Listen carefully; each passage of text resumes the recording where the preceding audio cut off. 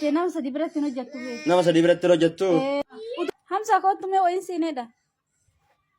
Hamza kottu mee jette moo amma gurra kiyya? Hamza kottu me sined. Na dhageetta? Ma? Yeroo na waamtu Eh. isin koottaa isinii hajamne naan jedhi malee sinaan hin jedhin sheekan na dhageettami? Sheeku ati sheeka? Eh. Sheekummaa te nama sadi biratti no jattu be. Nama sadi biratti hojjettu eenyuun fa'a? Haadhi tante. Tak. Obboleetii tante. Haadha manaa tanteetillee biratti no jattu. Ma? Maaf hin hojjenne nama sadi biratti? Haati tante haadha tanteeti. Haga feete guddattus atin daa'ima Ayyee. irraa hin dandeettu.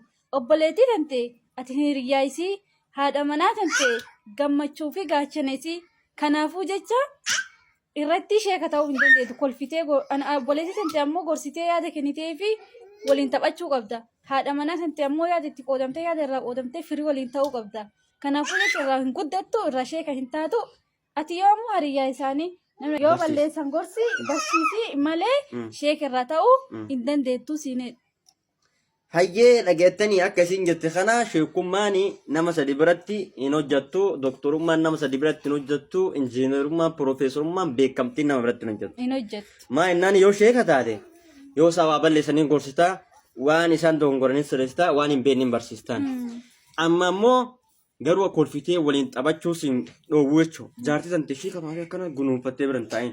Ammallee obboleetti tante akkanumatti malaayikaa fakkaattee bira hin taa'in. Kolfiiti waliin taphadhu jechuudha yaada isiillee gaafadhu. Haadha tanteeti amaamaa lafa kaa'ee ergamii fi bishaanis dhaqii fi lukallee dhiqii fi jechuudha. Akka hin Ani kun akka malee hin bareeda agartee nama hin bareedda naan jedhatu hin jiru malee. Hin bareedda wallaahi. Areeda ishee qabaadhe. Yakki malee. Amaamaa fakka kanarraa tolu batte. Naanillah. Odaa akka kana bareeda lakki. Ati ammoo na caala bareeddaayyuu.